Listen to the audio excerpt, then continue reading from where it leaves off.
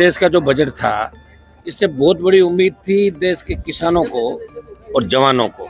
और जो बढ़ती महंगाई है, मध्यम वर्ग को साधने का प्रयास किया। 12 लाख तक का जो इनकम टैक्स है उसको 12 लाख की आय को उससे अलग रखा। लेकिन पेट्रोल डीजल की बड़ी कीमतें, जवानों को रोजगार, सरकारी नौकरियां देश के अंदर, एमएसपी पे खरीद और किसान कर्ज माफी और दूसरे जो ऐसे मामले थे, इन पे बजट में किसी तरह की कोई जिक्र नहीं किया गया। और राजस्थान, जिस राज्य से मैं आता हूँ, विशेष राज्य के दर्जे की रोजाना मांग करते हैं, राजस्थान का नाम तक बजट में नहीं दिया गया।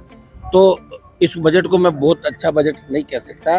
जो उम्मीद हमें थी उसमें निराशा देश के किसान, जवान और हमारे राजस्थान को लगी, जैसी हमेशा लगती। राजस्थान सरकार के 3-3, 4-4 मंत्री भी, 4-4, 5-5 अब तो मंत्री राजस्थान सरकार के देश के अंदर है। दुर्भाग्य है कि राजस्थान को बजट के अंदर आशा का अनुरूप नहीं मिला। देश के जवान किसान को भी बजट में ज्यादा नहीं मिला जो उम्मीद देश के तमाम वर्गों को। राजस्थान का भी बजट आने वाला है, क्या उम्मीद है? वो तो आएगा जब बताते हैं। पहले तो क्या कर सकते हैं, भजन लाल जी से उम्मीद ही कर सकते हैं। हमारी सरकार ने जो 12 लाख की छूट देकर जो एक बनाया है, उसकी आड़ में आपको ऐसा लगता है महंगाई को गौण कर दिया इन लोगों ने? महंगाई का जो मुद्दा बना, महंगाई को गौण कर दिया। अभी ये 12 लाख का भी इश्यू, चूंकि दिल्ली का चुनाव है ना, इसलिए किया उसको, ताकि हाथों हाथ असर पड़ जाए। महंगाई 2-3 दिन लोग याद रखते हैं, इतना ही रखता है बड़े देश में, ज्यादा याद नहीं रखते। महंगाई को लेकर कुछ नहीं।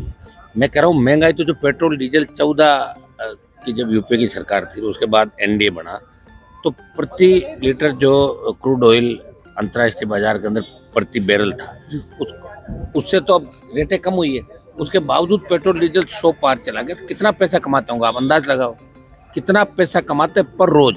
और इनके मंत्री जवाब देते हैं कि गाड़ियां खरीदनी बंद कर दो, टोल तो लगेगा, घर बैठ जाओ, 7 स्टार होटल में खाना खाओगे तो उसका बिल देना पड़ेगा, ढाबे खाओ तो ढाबे का, अच्छी सड़क पे टोल चाहिए। कौन सी सड़कें आप देख रहे हो देश के अंदर हालात क्या, किस तरह दुर्घटनाएं बढ़ रही, किस तरह पुल गिर रहे हैं, किस तरह पुलियों पे ड्राइंग के साथ छेड़खानी की जा रही। तो सारा अव्यवस्थित चल रहा है। लेकिन जो इंडिया अलायंस से हमें उम्मीद है ना, इंडिया अलायंस के अंदर भी कांग्रेस पार्टी को जो देश के अंदर जिस तरह इंडिया अलायंस को एक साथ लेके चलना चाहिए, तो कांग्रेस भी उसके अंदर सफल नजर नहीं आ रही मुझे। मजबूत विपक्ष के अंदर कांग्रेस सबसे बड़ा दल है, लेकिन जिन मुद्दों को साथ बैठ के डिस्कस करके उठाना चाहिए, जिन मुद्दों को लेकर लड़ना चाहिए, उसमें अभी आपस में सामंजस्य इंडिया अलायंस के अंदर भी ज्यादा अच्छा है। तो दिल्ली चुनाव में इंडिया गठबंधन का क्या भविष्य देखते हैं? इंडिया गठबंधन का हम तो केजरीवाल के साथ है दिल्ली चुनाव में। जैसे बंगाल की सीएम, यूपी सपा पार्टी, मेरी पार्टी आरएलपी, और ऐसे कम से कम 1 दर्जन से ज्यादा दल होंगे जो ये चाह रहे हैं कि आप पार्टी दिल्ली में। कांग्रेस अलग लड़ रही है। कांग्रेस दिल्ली में तो बीजेपी की बी टीम का काम कर रही है कि एक बार बीजेपी जीत जाए और आप बाहर निकल। ये कांग्रेस का दिल्ली में काम रहा। जैसे राजस्थान के उपचुनाव के अंदर कांग्रेस पार्टी ने कांग्रेस की सुपारी ली, कांग्रेस के नेताओं ने, सिर्फ जेल जाने से बचने के लिए, और करीब करीब उपचुनाव जमानत जब्त करा दी कांग्रेस की। उसी तरह का काम कांग्रेस दिल्ली चुनाव के अंदर बीजेपी से मिलकर कर। सर, प्रयागराज में जो गोंदिया मसूद घटनाक्रम हुआ है, उस पर आप क्या कहना चाहेंगे? देखिए, प्रयागराज की घटना दुर्भाग्यपूर्ण है। कुंभ जो वर्ल्ड लेवल का, और जिस तरह कुंभ का प्रचार प्रसार किया गया, लेकिन जिस तरह की व्यवस्था वहाँ थी, जो बजट दिया गया, बजट से कुछ भी खर्च नहीं किया। अगर वो बजट को ढंग से खर्च करते, सारा कुछ होता, तो निश्चित रूप से सुरक्षा के पुख्ता प्रबंध किए जाते। वो जगह छोटी है ना, वो जगह पर आप करोड़ों लोगों को ला रहे हो, तो फिर किस तरह आप करोगे? टेंट भी वहाँ लगेंगे, साधु भी आएंगे, अखाड़े भी आएंगे। जो व्यवस्था करनी थी, किस तरह लोग आएंगे, और जिस तरह लोग वहाँ रुक गए, तो कहीं न कहीं योगी सरकार की बड़ी असफलता है। जिस तरह बाबाओं के बयान आ रहे हैं, कुंभ की घटना छोटी घटना नहीं है। निश्चित रूप से पूरे देश को इस बात का दुख हुआ है, और कुंभ की घटना को लेकर लोकसभा भी चिंतित है, देश चिंतित है। एक घटना में जो कार्रवाई लोगों पे करनी चाहिए थी, मैं तो कह रहा हूँ इस घटना के जो भी दोषी है वो जेलों के पीछे होने चाहिए। यहाँ हिंदुस्तान के अंदर लोगों की जान की कीमत नहीं। 3 दिन याद रखते हैं लोग, कोविड में कितने मरे, भूल गए लोग वापिस। लोगों को भूलने की आदत है हिंदुस्तान के अंदर।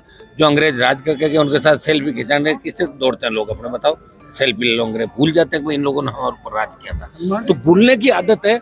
और कुंभ की घटना को विपक्ष भी जिस तरह विरोध करे, अच्छा नजर मुझे नहीं आ रहा कि विपक्ष इस घटना की जितनी निंदा की जाए, मगर इसमें जो भी दोषी अधिकारी, नेता, वीआईपी मूवमेंट जो भी है, उनके खिलाफ भी कार्रवाई होनी चाहिए, लेकिन नहीं हो रही कार्रवाई। दुर्भाग्यपूर्ण। इस मामले को लोकसभा के अंदर उठाएंगे हम लोग। क्या राजस्थान का तो नाम ही नहीं लिया बजट के अंदर, तो इससे आप अंदाज लगा लो। मुझे क्या पूछ रहे हो, आपको खुद को भी पता लग जाएगा।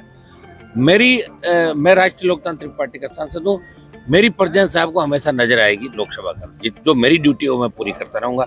बजट के बारे में हमने बात कही, और भी मुद्दे राजस्थान के जो भी मुद्दे हम उठाएंगे, हमारे पीने के पानी के, सिंचाई के, रोजगार के, जो पेपर लीक, एसआई भर्ती और जो आरपीएससी का मामला है, आरपीएससी भंग करना, ये मोदी सरकार को याद दिलाएंगे कि चुनाव से पहले आपने क्या कहा था और चुनाव के बाद आप बदल क्यों गए। तो बार बार जब लोकसभा 3 तारीख से चलेगी तो उसमें किसान कर्ज माफी चलेगी, वो तमाम मुद्दे जो आरएलपी पार्टी की जब हमने गठन किया था तब समय जब संघर्ष के हमारे मुद्दे थे, आज भी हम संघर्ष कर रहे हैं तीसरे मोर्चे के रूप में राजस्थान के अंदर। दोनों पार्टियां जब मिल जाती, हम ही नजर आते हैं हर जगह, तो वो हमारी ड्यूटी हम निभाएंगे। राजस्थान का सम्मान देश के अंदर इसी तरह बढ़ाता है। धन्यवाद जी। लगातार राजस्थान में क्राइम बढ़ रहा है, सारे उठाएगी आरएलपी अब आंदोलन करेगी, बस अब चालू कर रहे हैं हम लोग जल्दी। पार्लियामेंट के सत्र के दौरान भी उसके एक तो एसआई भर्ती का प्रमुख रहेगा, एसआई भर्ती के बाद जितनी भी भर्तियों में घोटाले हुए उन सब की भी हम करेंगे कि उनका भी एक बार भर्तियाँ रद्द की जाए। और कल जैसे आपके एक उसमें प्रिंट मीडिया में आरएस की, तो किस तरह हमने मांग की कि 2005 से लेकर 2024 के बीच जितने भी आरपीएससी के चेयरमैन रहे 5 से 24, उन सब ने अपने परिवारों से 50, 100, 200, 20, 30, 100, 250 ये आदमी लगा दिए, आरएस लगा दिए, आरपीएस लगा दिए, आरटीएस लगा दिए। तो उन सब की जांच हो।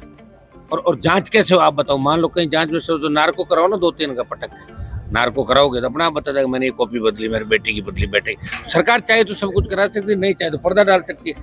कांग्रेस के भ्रष्टाचार पे भारतीय जनता पार्टी ने 1 साल में पर्दा डाल रखा राजस्थान के अंदर। इनको पता है कि यहाँ के लोग भूल जाते हैं, एक बार बीजेपी को वोट देंगे, एक बार कांग्रेस, ऐसे दोनों पार्टियां मिलकर क्षेत्रीय पार्टियों को खत्म करने के लिए दोनों पार्टियों ने कई बार हाथ मिला लिए और आगे भी मिलाएगी राजस्थान के अंदर। तो हम तमाम वो काम करेंगे जो राजस्थान का युवा, किसान और जो राजस्थान के डेवलपमेंट